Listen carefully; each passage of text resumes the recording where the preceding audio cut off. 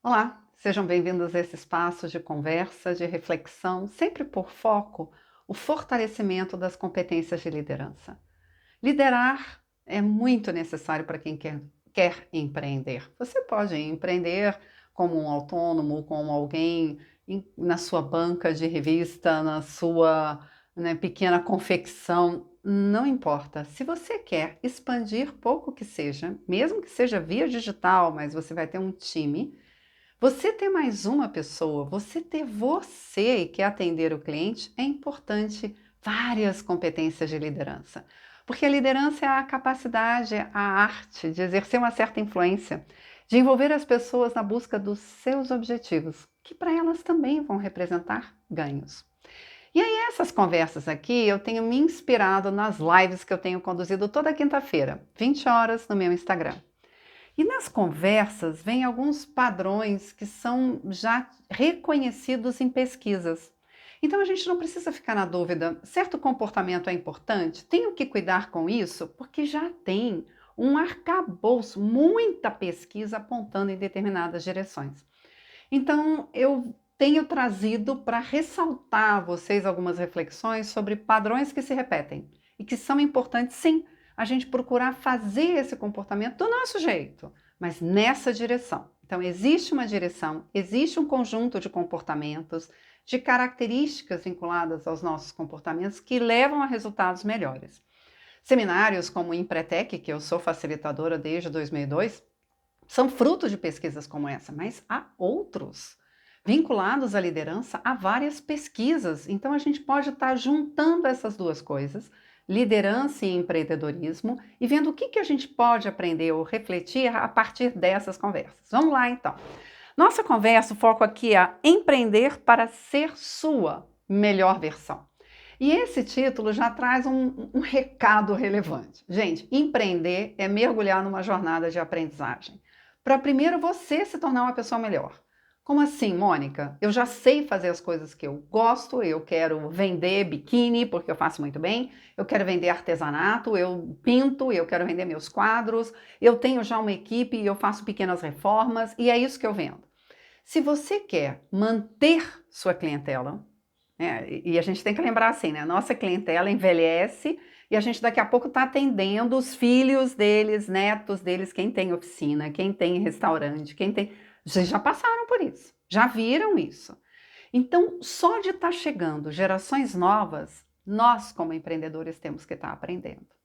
Então, se a gente fica preso no passado, a gente vai ver o nosso faturamento cair e a gente vai desaparecer.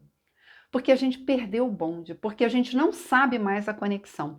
Então, buscar se tornar a nossa melhor versão é apostar que eu posso estar vivona, posso estar compartilhando meus conhecimentos, engajada em processos de aprendizagem até morrer. Ai, que maravilha! Isso realmente é viver. Porque a morte é quando você descansa em paz, né? Não é isso? Descansa em paz. Eu não quero estar tão em paz, tão descansada, enquanto estou viva. Então, figuras como Constança Pascolato, olha que figuraça, né? O Kaczynski, que está abrindo, tem negócio, bem de idade. Eu tenho pessoas na minha área, facilitadoras, que eu admiro, facilitadores, com 70 anos, com mais de 70 anos, atuando. Cara, eu quero chegar lá desse jeito, viva, me renovando, me encontrando novas versões de mim mesma. Quem utilizou essa frase foi a Renata Cortopassi, uma gracinha, sobrinha do meu marido, um amor, sou tia daquelas assim, fã de carteirinha.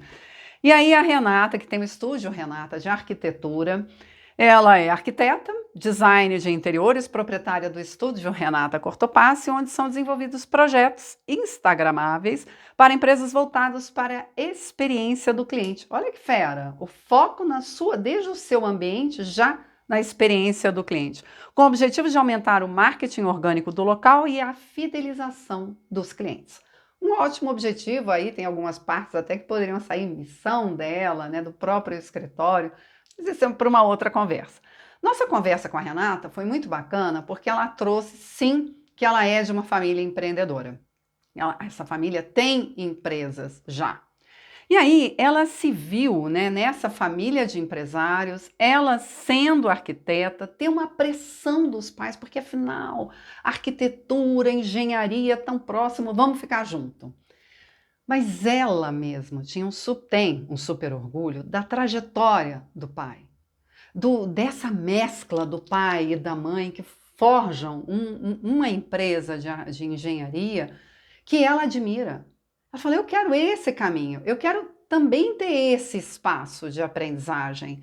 E, né, que nem ela mesma falou, meu pai, aquela, né, galinha que gosta de pôr os pintinhos debaixo das asas, falou: como assim, Renata? A gente vai achar um espaço aqui. E ela, não é bem o que eu quero.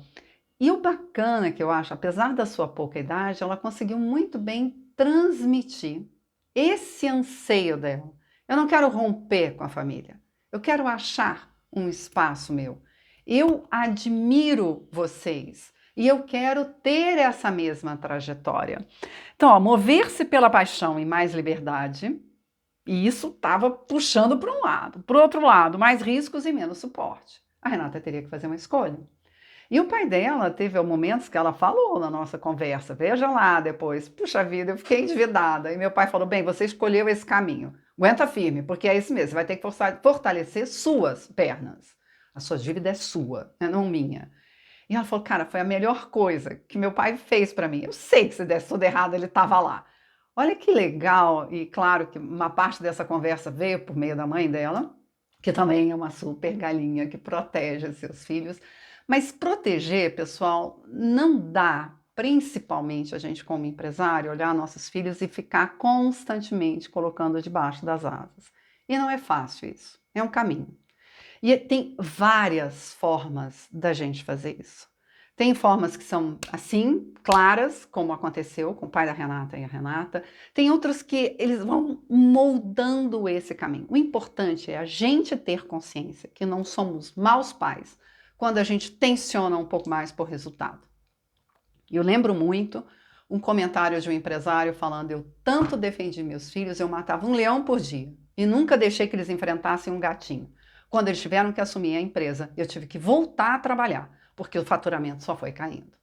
Então, a gente ser ruim, entre aspas, é muito importante. Ache o seu equilíbrio nisso, não se, né, ultraje, não se agrida, mas ao mesmo tempo não aleje no sentido mesmo de enfraquecer o desenvolvimento da musculatura de seus filhos.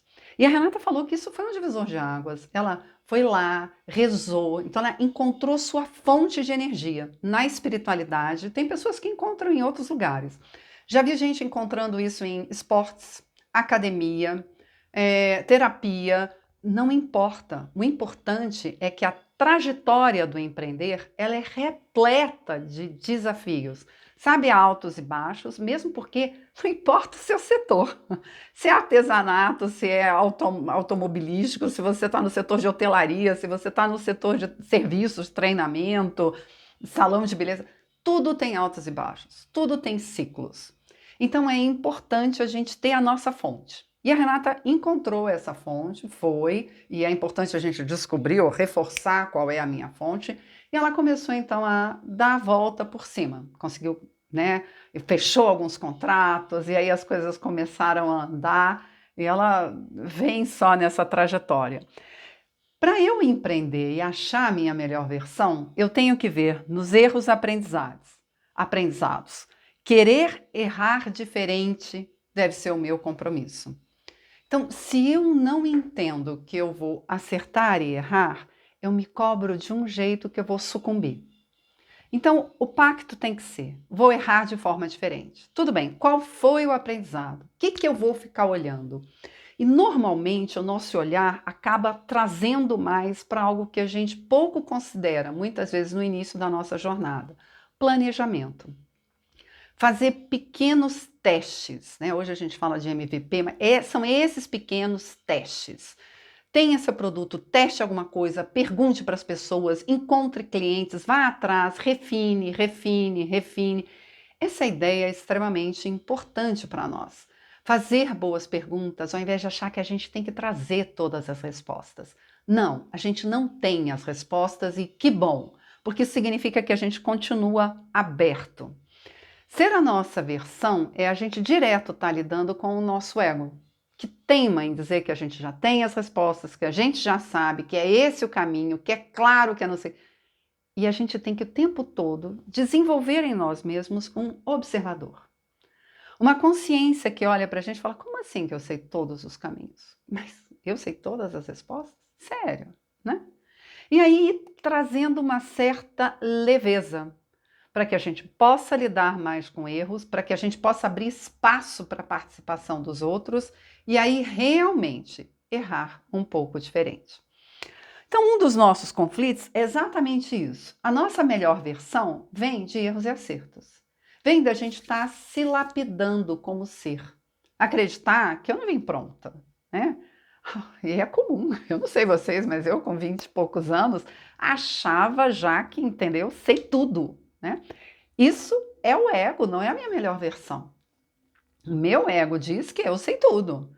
E esse ego, uma vez eu vi num evento em São Paulo, de uma formação que eu fiz, alguém definindo ego. Eu achei lindo. Ego é aquele pequeno argentino que vive em cada um de nós e diz, você é o cara, né? Ou é a cara. A gente precisa desse argentino. Cara, é muito legal ter esse argentino lá dentro dizendo, você é o máximo, é por isso que você vai lançar esse produto, vai fazer isso, vai fazer aquilo. Arrisque-se.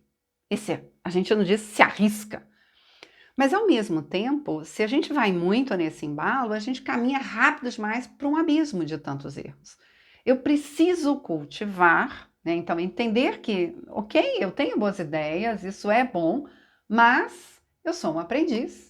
É a primeira vez que eu faço isso, então é bem provável que eu não comece só acertando. Se eu me dedicar, eu vou começar de 0 a 10 com 7, né? Nossa, quando é um 8, faça festa. Mas a nossa missão é chegar no 9 e 10. E aí eu tenho que lidar com erros. E o ego lida muito mal com o erro. Então eu tenho que toda hora estar convidando parte do meu ser para se refinar. Parte do meu ser para se questionar.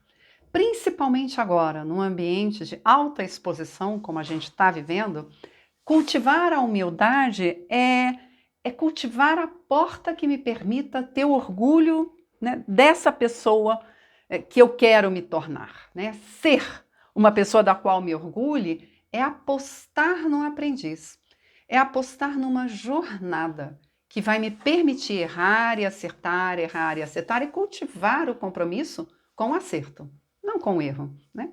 Então, e a gente vai ser visto, muitos dos nossos erros vão estar abertos. Eu acho que talvez vocês já tenham visto, às vezes, eu lembro de um caso de um médico que foi muito grosseiro com um paciente e isso viralizou pelo WhatsApp. As pessoas filmaram e viralizou, todo mundo vendo, nossa, que cara grosseiro, que coisa absurda. Ele comprou um buquê de rosa, foi lá entregar para a pessoa que ele tinha sido realmente muito grosseiro. Isso é o compromisso com o acerto. Isso é o que nos permite seguir adiante. Então, cultivar essa humildade, essa ação, entender que a gente é humano. É óbvio que a gente vai errar, mas o compromisso é aprender com esses erros. E esse aprendizado, ele inclui confrontar o nosso ego, que vai dizer, não errei, como assim? Não, estava certo, o problema foi o outro. Não. Se o problema é só o outro, a solução está só no outro. Eu fiz parte, eu estava naquela situação. Então, o que eu aprendi com ela? O que eu quero mudar? Isso é a chave para a gente se tornar uma pessoa da qual se orgulha. E aí, né, o propósito é autêntico nesse caminho quando a gente encontra raízes profundas. E o habitat dessas raízes passa por nossa família, né, que a gente deve ter gratidão pela vida que recebeu, e está ancorado na nossa espiritualidade. Então, seja lá qual for, né, o seu caminho espiritual, cultive-o. Porque é dali que nasce essa nossa autenticidade, é dali que a gente encontra força para seguir no nosso propósito, enfim, é dali que as coisas florescem. E a gente precisa disso para conseguir fazer face ao nosso ego. E, por fim, quero deixar com vocês 2 reflexões. Quem você tem sido? Tem sido um aprendiz? Tem conseguido dizer para você, beleza, errei, o que eu aprendi? Isso, e aí estabelecer estratégias para evitar um erro igual e sorrir para a vida, né? Seguir adiante. ou você fica conduído, fala, cara, acho que eu vou desistir, não é possível, né? Errar de novo isso. Tem hora que rola, né? Puxa, de novo, mas tudo bem, deixa isso pra lá. De novo, né? Novo, o propósito, siga adiante. Que novas escolhas você quer fazer? Como você quer se olhar de forma a cultivar esse espaço, né? Cultivar, buscar o seu espaço de aprendizagem. Às vezes, é se distanciando um pouco da sua família com amor, né? Com essa ideia do sentir-se acolhido, não romper com esses vínculos, mas conseguir assim, ó, trazer à tona o respeito, a gratidão, mas a necessidade de um espaço próprio de aprendizagem. Pensem sobre isso. Empreender envolve realmente várias coisas ligadas à nossa forma de comunicar o nosso anseio, o nosso propósito. E a forma da gente lidar com o nosso ego e os nossos erros. Até a próxima, espero que tenham gostado da reflexão.